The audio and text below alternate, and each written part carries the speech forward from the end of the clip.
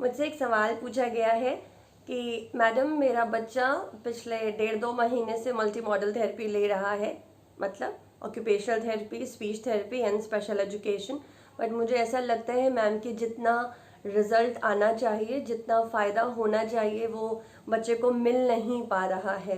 तो आप इस बारे में क्या कहना चाहेंगी?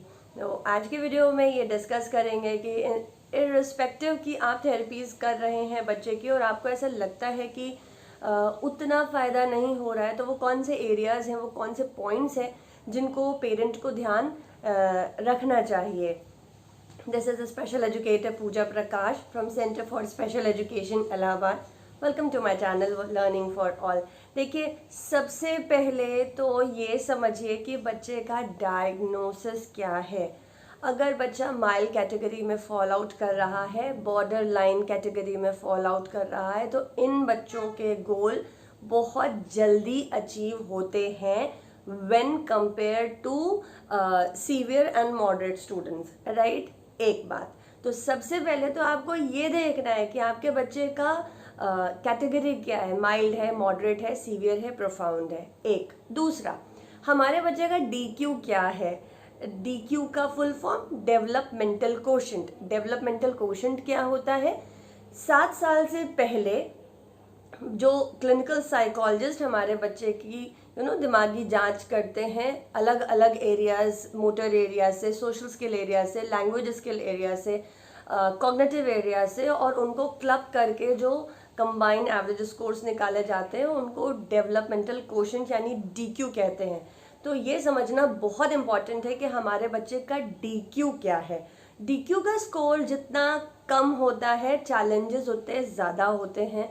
डीक्यू का स्कोर जितना ऊपर होता है, चैलेंजेस थोड़े से कम होते हैं, राह थोड़ी सी सुगम हो जाती है। तो ये दूसरा पॉइंट है जो आपको कंसिडर करना है। तीसरी बात, बच्चे का अपना क्या रूटीन है। कई बार बच्चे मेरे पास ही सेंटर में आते हैं और सुबह 8 बजे पहला सेशन लग चुका होता है, लेकिन कई सारे ऐसे बच्चे हैं जो यॉन कर रहे होते हैं और वो ऐसा लगता है कि वो ठीक तरीके से अराउज्ड नहीं है, राइट।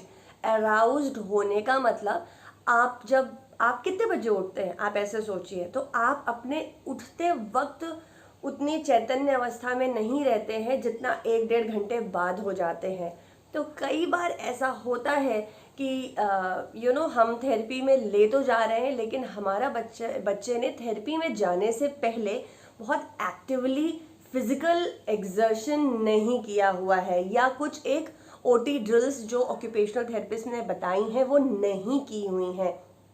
बच्चा फिजिकली एंड मेंटली चैतन्य अवस्था में नहीं आया है, अराउज स्टेट में नहीं आया है। इसका सीधा सीधा इफेक्ट, अराउजल का इफेक्ट डायरेक्टली अटेंशन पर पड़ता है, क्योंकि हमारा बच्चा फिर लेस अटेंटिव होता है, और लेस अटेंशन का डायरेक्ट इफेक्ट एक्शंस पर पड़ता है, राइट।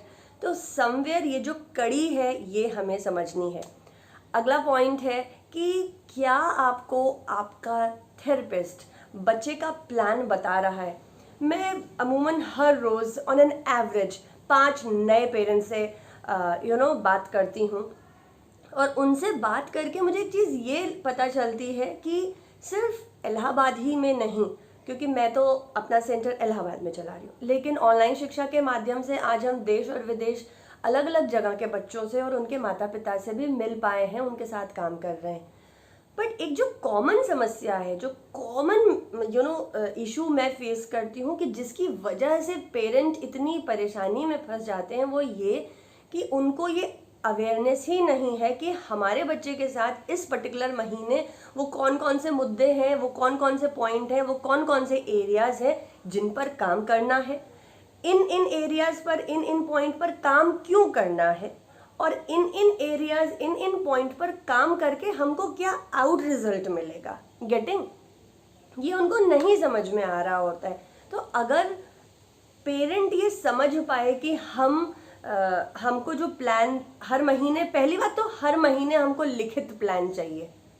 आप जैसे बहुत पेरेंट, अभी कल एक पेरेंट ने मुझको कहा कि हमारे बच्चे को स्टैकिंग रिंग्स, स्टैकिंग कप करवाया जाता था। बट स्टैकिंग रिंग और स्टैकिंग कप्स को मल्टीपल लेवल पर बहुत ऊपर के लेवल तक ले जा सकते हैं, राइट। एक बच्चा जो 8-9 महीने साल भर का है, उसके लिए स्टैकिंग रिंग सिर्फ स्टैक करने के लिए यूज़ हो सकती हैं, लेकिन इसी बच्चे को अगर आप 1.5-2 साल का करेंगे तो स्टैक करने के साथ साथ कलर कंसेप्ट और नंबर कंसेप्ट को डेवलप कराने के लिए भी या वर्बल इंस्ट्रक्शंस को एग्जीक्यूट कराने के लिए भी स्टैकिंग रिंग्स या स्टैकिंग कप्स का इस्तेमाल किया जा सकता है। तो समवेयर अगर पेरेंट को ये अवेयरनेस हो कि मैं थेरेपी ले रहा हूँ और मुझे हर महीने एक प्लान लिखित मिलना चाहिए जिसको मैं घर पर जाकर प्रैक्टिस करा सकूं। मोस्ट ऑफ द पेरेंट जो नए पेरेंट्स हैं, क्योंकि मेरे साथ एक समस्या भी है कि हम ऑनलाइन एडमिशन जनरली पिछले 4-5 महीनों से नहीं ले पा रहे हैं, हमारे पास सीट्स अवेलेबल नहीं है। लेकिन जब बात होती है तो हमने एक चीज़ ये महसूस की कि 6-6 महीने हो जाते हैं, लोगों के पास कोई लिखित प्लान नहीं। तो क्या आपके पास लिखित प्लान है? ये भी बहुत बड़ा रीज़न हो सकता है, ये भी बहुत बड़ा पॉइंट हो सकता है। आप इस पर थोड़ा सा ध्यान दें। अगला पॉइंट ये है कि आपका ऑक्यूपेशनल थेरेपिस्ट कौन है, राइट। बहुत सारी जो कॉमन 5-6 एक्सरसाइजेज हैं, सिर्फ क्या आपका ऑक्यूपेशनल थेरेपिस्ट उधर ही काम कर रहा है या आपका ऑक्यूपेशनल थेरेपिस्ट आपके बच्चे के साथ स्पेशल एजुकेशन और स्पीच थेरेपी दोनों को कोलैबोरेट करके एक ऐसा एक ऐसा प्रोग्राम प्लान डिज़ाइन कर रहा है जिससे बच्चा की आत्मनिर्भर हो रहा है। ये जो प्लान्स होते हैं, मैं आप लोगों को क्लियर कर दूँ, इस तरीके के जो प्लान्स बनते हैं, जो स्पीच थेरेपी, स्पेशल एजुकेटर और ऑक्यूपेशनल थेरेपिस्ट मिल के डिज़ाइन करते हैं, प्लान डिज़ाइन करते हैं, ये मल्टी मॉडल थेरेपी का ही एक कंबाइंड और अनसेपरेबल पार्ट होते हैं। इनको आप अलग नहीं कर सकते। एट द सेम टाइम ये जो प्लान्स डिज़ाइन किए जाते हैं, ये बच्चे की करंट स्टेट को नहीं बल्कि विजनरी एस्पेक्ट या विजनरी आउटलुक को ध्यान में रखते हुए डिज़ाइन किए जाते हैं। अगला पॉइंट ये है कि पेरेंट कितना तैयार है बच्चे के साथ काम करने के लिए। बहुत बार मैंने ये चीज़ फील की है कि बच्चा तो थेरेपी ले रहा है, बच्चा स्पेशल एजुकेशन में एक सेंटर जा रहा है या एक ही सेंटर में तीनों थेरेपीज़ हो रही हैं या अलग अलग थेरेपीज़ अलग अलग सेंटर्स में हो रही हैं, लेकिन पेरेंट को प्लान ना पता होने की वजह से या प्लान ओवरलैप होने की वजह से या खुद प्रशिक्षित ना होने की वजह से भी ये तकलीफ़ें आती हैं कि उन्हें समझ में नहीं आता कि प्लान को हमें एग्जैक्टली घर पर कैसे एग्जीक्यूट कराना है। मेरी राय रहेगी कि आप लोग बहुत एक्टिवली थेरेपिस्ट के साथ बैठ के प्लान को समझें, उस पर काम करना सीखें, उन एरियाज़ को समझें कि इन एरियाज़, पहली बात तो एरिया पता होना चाहिए ना कि हम किस एरिया से कौन सा गोल उठा रहे हैं और हम क्यों उठा रहे हैं और उसका आगे चल के दूरगामी परिणाम क्या निकलने वाला है। पेरेंट को अगर चीज़ें क्लियर होती हैं तो मैंने ये ज़रूर पाया है, 100% पाया है कि गोल्स बहुत जल्दी अचीव होते हैं, माँ के चेहरे पे मुस्कुराहट बराबर बनी रहती है, राइट। सो हमको ये देखना है कि हमको आत्मनिर्भर बनना है, हमको सेंटर वाला गेम बहुत दिन तक नहीं खेलना है, खुद प्रशिक्षित होना है और हमको ये सेंटर वाले साइकिल से कहीं ना कहीं जल्दी से छुट्टी पानी है। और एक बार हम में ये आत्मविश्वास आ गया कि हम अपने बच्चे को निकाल सकते हैं, हमको अपनी डिपेंडेंसी सेंटर या थेरेपिस्ट के लिए कम करते चलना है। अगला पॉइंट है कि हमको कंसिस्टेंटली ऐसे लोगों के साथ रहना है, ऐसे लोगों के सानिध्य में रहना है, ऐसे मोटिवेशनल वीडियोस देखने हैं, ऐसे वीडियोस देखने हैं या ऐसा कुछ सुनना है जिससे हम पॉजिटिवली चार्ज रहें। कई बार ऐसा होता है कि हम सब कुछ कर रहे होते हैं और हम डाउन हो जाते हैं, लेकिन देखिए डाउन हम भी बहुत बार होते हैं, लेकिन हम ये कहते हैं आप टूटिए, बिखरिए, फैल जाइए, लेकिन इतनी हिम्मत रखिए कि आप फिर से समेटिए, खड़े होइए और क्या बुलंदी को छूइए, ठीक है। क्योंकि एक बार अगर माँ को पता चल जाए कि प्लान कैसे लीड आउट होगा, उसके प्लान को डिज़ाइन के पीछे करने का एग्जैक्टली वो साइंटिफिक फार्मूला पता चल जाए कि अच्छा भैया इमिटेशन निकलेगा तो वर्बल इंस्ट्रक्शन आएगा, वर्बल इंस्ट्रक्शन सिंगल आएगा तो उसको हम गिव मी टू ऑब्जेक्ट पे कन्वर्ट करेंगे, गिव मी टू ऑब्जेक्ट को फिर हम डुअल कमांड पे डालेंगे और हम फिर उसको कॉम्प्लेक्स कमांड पे कन्वर्ट कर देंगे।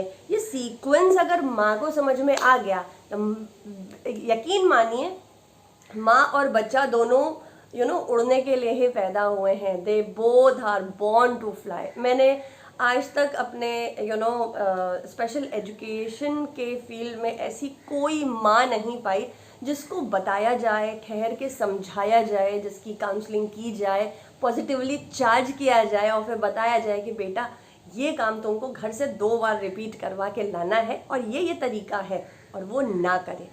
माता पिता जान डाल देते हैं, राइट, क्योंकि वो उनके प्रथम गुरु हैं।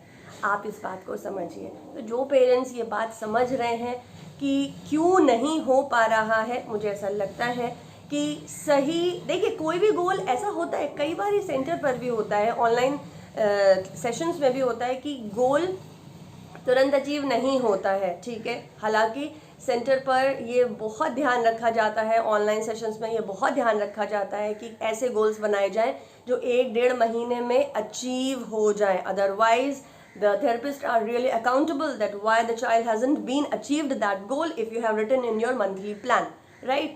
लेकिन कई बार अगर ऐसा नहीं होता है तो मैं क्या, ऐसी स्थिति में मैं क्या करती हूँ, मैं इंट्रोस्पेक्ट करती हूँ कि गोल गलत डिज़ाइन कर दिया गया या टीचिंग टेक्निक गलत थी, गलत कहाँ हो रहा है, कमी को देखकर फिर से नव चेतना के साथ वापस से जुट जाना है उस चीज़ को अचीव करने के लिए। गोल अचीव होगा ही अगर आपका प्री रिक्विजिट क्लियर है और गोल आपने ठीक बनाया है तो वो अचीव होगा ही होगा, राइट। आई होप आपको आपके सवालों के कुछ एक हल ज़रूर मिले होंगे, क्योंकि समाधान इन्हीं में से किसी एक पॉइंट पर अटका हुआ है। आप इस पर थोड़ा सा ध्यान दें। आपके अगर कोई और भी सवाल हैं तो आप मुझे नीचे कमेंट बॉक्स में लिखकर पूछ सकते हैं। I will definitely try to make video on that requested topic. Rest of please share this video with all the needy parents, and मैं आपको मिलती हूँ एक दूसरे वीडियो में एक नए कंटेंट को डिस्कस करते हुए। Till than happy parenting and keep rocking.